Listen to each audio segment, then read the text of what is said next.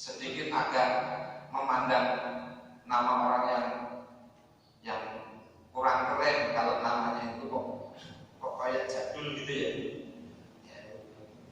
Bapak-bapak itu jangan minder kalau ada yang punya nama Wardi. Wardi itu bukan nama orang Jawa, nama orang Arab. Namanya Amr bin Wardi. Bapaknya Pak Amr itu namanya Wardi.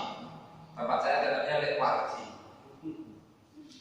Atau itu banyak. Kalau baca tafsir Ibnu Katsir, muridnya sahabat tabi'in, para mufassir itu ada yang namanya atau Hasan Al Basri, Mujahid, Muqatil, Ikrimah, Sudi, itu ahli tafsir semua itu. Ya, bapak saya namanya Mbah Sudi.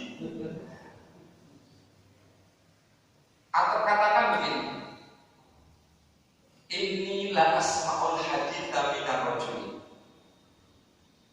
Sesungguhnya aku benar-benar mendengar hadis dari seseorang. Fa astami'u lahu. Atau dalam redaksi lain, wa ana a'lamu bihi. Sedangkan aku itu lebih mengerti dengan hadis yang disampaikannya melebihi dia, melebihi orang yang menyampaikan. Fa'urihi an-nafsi, maka aku memperlihatkan diriku kepadanya yang menyampaikan hadis tadi. Anila usinu min syai'an, bahwasanya aku seolah-olah tidak mengerti, memahami ya, dari apa yang disampaikannya itu sedikit pun. Dalam perkataan beliau yang lain begini, menyontohkan betapa kita kepada ilmu itu harus memuliakan adab. Inna syarada la yatahaddatsu bi haditsin fa astami'u lahu ka'anni lam asma'hu wa laqad sami'tuhu qabla an yulada. Sesungguhnya seorang pemuda yang dia menyampaikan satu hadis, fa astami'u lahu, maka aku benar-benar mendengarkan kepadanya. Ka'anni lam asma'hu, seolah-olah aku belum pernah mendengar hadis yang disampaikannya. Walaupun kuntu sami'tuhu, padahal sungguh aku telah mendengar hadis itu qabla ayyulada, sebelum anak muda tadi dilahirkan. Ini kalau orang tidak punya sifat tawadhu, membersihkan hatinya tadi dengan akhlak yang mulia, nggak usah kok yang keilmuannya seperti atau ini ya, baru sedikit saja kemudian terulang sekali dua kali, hatinya berkata, alah, wis tahu materi bayi merokok di bulan balik. Padahal kata Imam Syafi'i, tidaklah aku mengulang-ulang pelajaran yang aku telah. Padahal pelajaran itu pernah dipelajari Imam Syafi'i yang dihadapkan kepada guru. Bahkan sudah Imam Syafi'i sampaikan, kecuali setiap kali dalam pengulangannya itu Allah memberikan kepadaku ilmu baru lagi. Maka supaya kita tidak jenuh terhadap rutinitas taklim kita, belajar kita, pedomani perkataan yang Abdul Jabbar, ta'allamul ilmu, pelajarilah oleh kalian ilmu. Tapi kalau Imam Az-Zarnuji katakan ilmu yang dimaksud dalam tolak ilmi fardhatun ala kulli muslim itu adalah ilmu hal. Karena tidak mungkin setiap kita itu mampu mengilmui segala itu. Makanya wajib ilmu itu ilmu apa? Ilmu hal, ilmu keadaan. Kalau kita profesinya seorang pedagang, maka harus memahami ilmu jual beli. Jangan sampai tidak ngerti. Ilmu yang paling wajib apa? Ilmu yang sehari-hari kita laksanakan. Ya, ilmu tentang toharo, bab air, najis itu apa, hadas itu apa, macam-macam najis dan sebagainya. Kemudian yang setiap hari kita lakukan sholat, nah itu ilmu yang wajib, ilmu yang wajib kita lakukan. Jangan sampai ada orang sekolah tinggi-tinggi, katakanlah seorang biologi, belajar tentang kehewanan, ngambil spesialisasi pemakanan ilmu dalam bab hewan yang namanya kodok. Jadi S3-nya ini ya S3 biologi, kemudian mengambil spesialis penelitian tentang kodok. Jadi dia profesornya kodok. Kalau mau tanya tentang kodok, dialah ahlinya. Mau kodok bangkok, kodok hijau, kodok apa, tentang perkodokan dialah. Tapi kalau sampai dia ahli dalam kodok, lalu kesibukan hariannya meneliti tentang kodok itu melalaikan dia tentang mengilmui tentang rohnya kodok, ilmu makrifat kepada Allah, maka dia salah.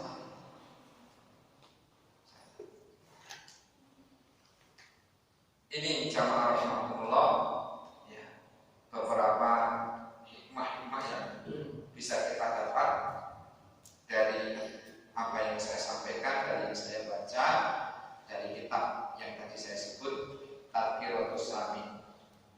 Ini fotokopiannya, keutamaan ilmu, penuntut ilmu, ulama serta adab-adab di dalam menuntutnya. Fa inna thalabahu hasanah, maka sesungguhnya menuntut ilmu itu sebuah kebajikan. Wa badlul jihad, dan mencurahkan segala daya upaya untuk ilmu itu bagian dari jihad. Bahkan lebih baik seseorang miskin karena ilmu, dia jadi miskin. Kenapa? Karena hartanya dihabiskan untuk ilmu, daripada seseorang itu kaya namun tidak dapat ilmu. Maka menghancurkan hartanya dalam rangka berilmu itu bagian dari jihad. Itu Mu'adz bin Jabal katakan. Wa mudzakaratuhu tasbih, yang saya mau singgung ya. Dan mudzakarah, mengulang-ulang ilmu yang sudah dipelajari itu bagian dari tasbih. Tasbihnya Nabi Yunus gimana? La ilaha illa anta subhanaka inni kuntu minadz dzalimin. Jadi bukanlah tidak bermanfaat jamaah rahimakumullah.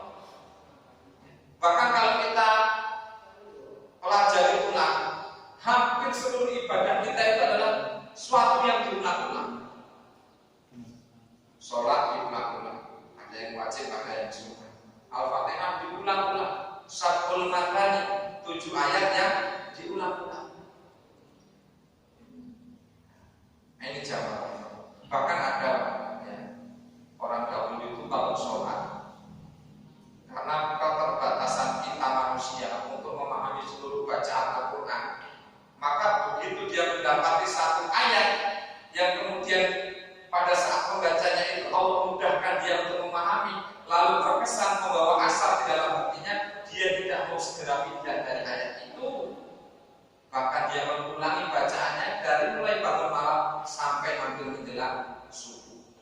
Ada orang yang sholatnya itu panjang berdirinya, yang dibaca apa?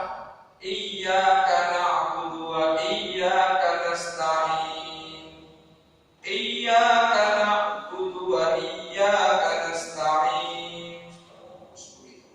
Dalam sholat sunnah.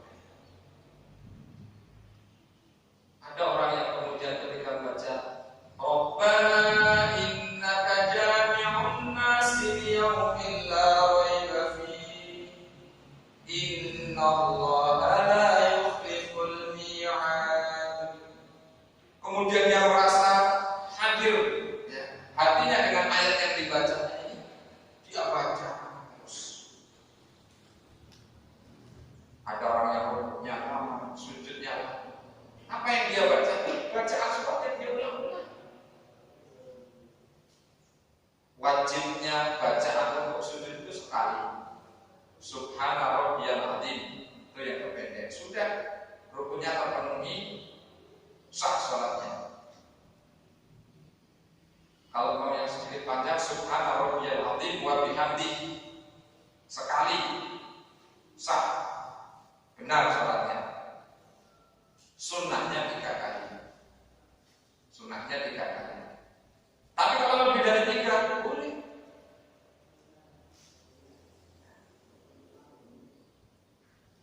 Cuma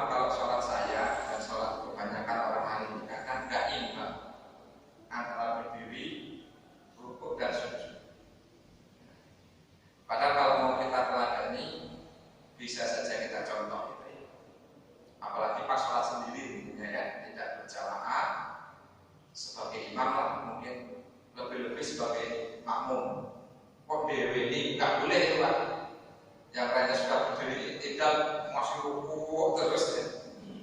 Ketinggalan. Nah, ini jamaah rahmatullah ya. Hikmah-hikmah yang kita dapat dari sebagian kecil dari kitab Tadhkiratus Shamin. Bahkan kata Muhammad tadi, kalau boleh saya rangkumkan perkataan beliau, wa ta'limahu liman la ya'lamu shadaqah. Mempelajari ilmu itu adalah kebajikan. Mengerahkan segala daya upaya bagian dari jihad.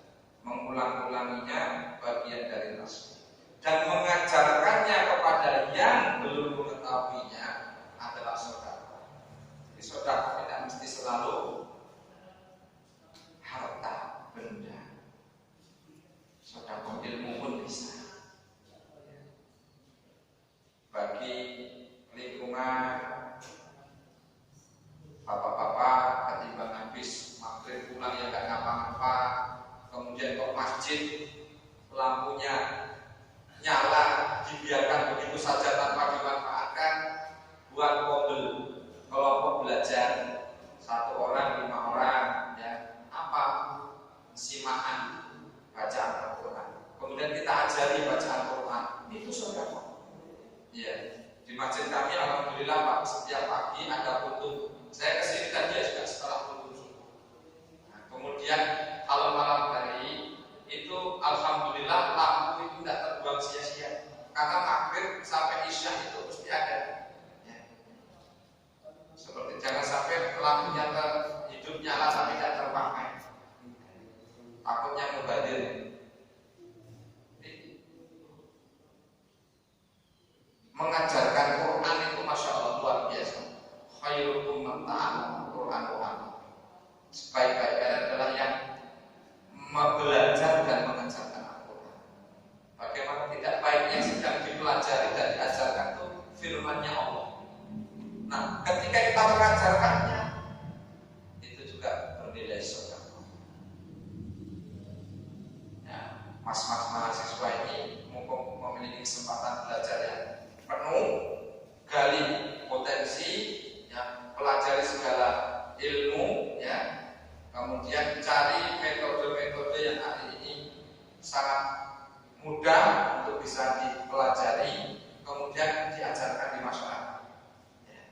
Jumlah masyarakat yang perlu dakwah itu lebih banyak daripada dai-nya itu. Maka kalau kita yang tidak kencang, ya, membekali diri kemudian bersungguh-sungguh di dalam bagaimana bersama umat kita membangun kekuatan dakwah ini, ya, teramat sangat rugi, ya, karena potensi serta apa itu namanya keutamaan yang telah disampaikan kepada kita baik itu dari Quran dan hadis itu sangat luar biasa. Bagaimana tidak satu orang dengan sebab kita kemudian dia mendapat hidayah dari Allah Subhanahu wa taala, itu lebih baik daripada onta merah. Li ayyadiyallahu rajulan khairun laka min humurin ni'am. Kata hadis Nabi kan begitu. Bagaimana jika kalau yang kita ajarkan ilmu melalui kita itu ada 5 orang, ada 10 orang dari belajar Quran, MBA, mudah belajar Al-Quran, dari yang belum bunyi menjadi bunyi, dari bunyi ke lancar, dari lancar ke benar, setelah benar belajar tarjamah lafziyah, dari Al-Fatihah banyak garis, lembar pertama Al-Baqarah banyak garis, lembar kedua masih banyak, lembar ketiga semakin sedikit, lama-lama lembar ke-7 sudah tidak ada garis. Maknanya kalimat-kalimat itu sudah dijelaskan di sebelumnya, sehingga tanpa melihat terjemahan Indonesia, baca Qurannya langsung bisa menerjemahkan. Seperti teman-teman di Hidayatullah itu kan ada MBA, mudah belajar Al-Quran, begitu saja. Kemudian tata cara wudhu yang benar, ibadah-ibadah praktis yang benar. Bayangkan kalau sekian banyak dari orang melalui kita itu, kemudian mereka mendapat hidayah dari Allah, ya, ilmu itu sampai kepada kita, sampai kepada mereka melalui kita, maka itu menjadi sebuah multi level amal soleh, multi level pahala yang akan tetap terus mengalir Demikian, mohon maaf atas semua khilaf. Pada Allah kita semua ampun. Subhanallah wa bihamdika, Assalamualaikum warahmatullahi wabarakatuh. Waalaikumsalam warahmatullahi wabarakatuh. Alhamdulillah, jazakallah Ustaz Abdul Rahman yang telah menyampaikan begitu banyak fadilah-fadilah sebagai penuntut ilmu.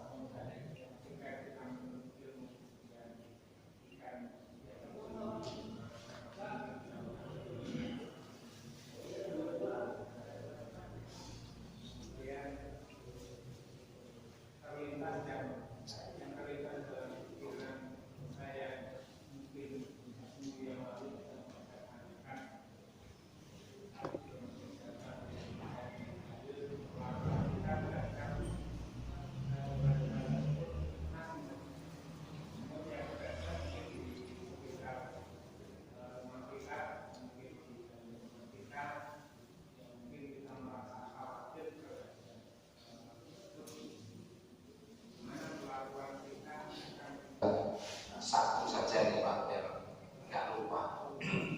Sesungguhnya yang ditanyakan Pak Gunawan ini sama sebagaimana yang juga pernah saya tanyakan.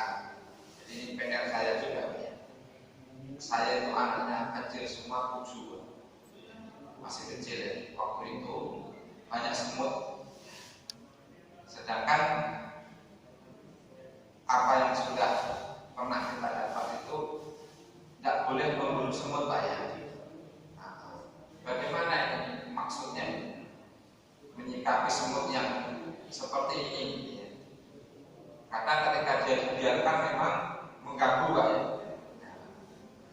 Maka saya pernah bertanya, kalau dia sampai dalam tahap mengganggu ya, maka itu dibolehkan kita usir atau kita bunuh semut itu mungkin dengan kapur ajaib atau dengan obat-obat yang lain. Selama tidak membunuh hewan itu dengan api. Ya, itu kalau menggunakan api itu adalah larangan mutlak Pak ya. Saya pernah dapat jawabannya begitu. Karena saya dulu juga merasa berdosa Pak ya kepada semut itu. Alhamdulillah. Jadi jangan pakai semprotan dulu, masih ada minyak tanah itu. Paling enak semut itu ya bakar apa di kayu, kemudian ada api belum gitu ya. Ada yang ada tidak. Jadi jawaban yang saya dapat begitu Pak ya. Saya tidak bisa menjawab dengan pendapat saya sendiri, tapi saya bertanya dengan guru saya, guru kami bahwa larangan membunuh semut itu apabila tanpa ada sebab apa-apa kemudian dibunuh atau dia tidak mengganggu kita. Tapi kalau sampai tahapannya tadi mengganggu, maka boleh dibunuh. Itu yang saya dapatkan seperti itu. Karena sebuah hadis ini terkadang tidak cukup dipahami dengan tekstual bunyi hadisnya. Sebagaimana larangan jual beli di masjid. Itu pernah saya tanyakan kepada salah seorang ustadz yang mengisi bulanan di tempat kita. Kemudian saya bertanya pula, kamu baca tanya jawabnya Ustadz Zain An-Najjar di dalam rubrik tanya jawab majalah Al-Risalah ya. Ketentuan jual beli di masjid tidak boleh itu bukan sesuatu yang mutlak lalu kemudian sama sekali tidak boleh. Tapi ada catatan. Satu, selama tidak mengubah fungsi masjid sebagai pasar. Dua, tidak menimbulkan gaduh hiruk pikuk sehingga mengganggu orang yang sedang beribadah. Itu. Kemudian dilihat masjid itu wajib wakaf atau ada pendapat yang ketiga. Kalau masjid itu wakaf ya, berbeda dengan masjid yang misalnya kayak di suatu kantor atau suatu pabrik kemudian di situ ada masjid, jadi gunakan untuk sholat, maka itu bukan dalam kategori masjid. Walaupun untuk sholat, masjid itu harus yang memang tempat dan tanah yang digunakan untuk bangun masjid itu statusnya wakaf. Tapi kalau masih milik perorangan itu tidak berlaku, ada yang seperti itu. Maka terkait larangan membunuh semut ini pun juga bagian dari sesuatu yang tidak cukup hanya dipahami secara tekstual hadis, perlu bertanya dengan para ahli, para ustadz yang memang mereka belajar tentang tafsir hadis. Karena Al-Quran juga ada tafsir Quran, hadis juga ada tafsirnya. Jadi tidak bisa serta-merta dipahami secara tekstual dunia hadis. Wallahu a'lam yang saya dapat seperti itu Pak ya. Jadi catatannya selama keberadaan semut itu mengganggu, misalnya kita anaknya kecil semua nih, kemudian semut ini kalau nggak diusir, kalau nggak di beri kapur ajar tadi, ya datang terus akan gigit, gitu kan? Maka boleh. Tapi kalau tiba-tiba tanpa ada salah sengaja cari rumah semut, kenapa? Mau tak bunuh semutnya? Boleh lagi, kemudian disemprot bensin atau dituangin apa? Nah ini membunuh yang tanpa sebab.